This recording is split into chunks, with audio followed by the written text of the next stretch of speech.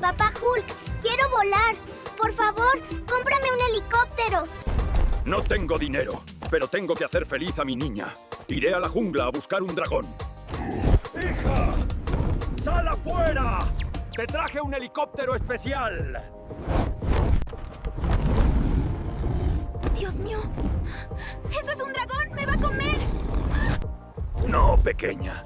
Puedes sentarte en él y volar a cualquier parte del mundo. ¡Te quiero mucho, Papá Hulk! Si quieres venir a volar con nosotros en la próxima aventura, dale like y suscríbete ahora mismo.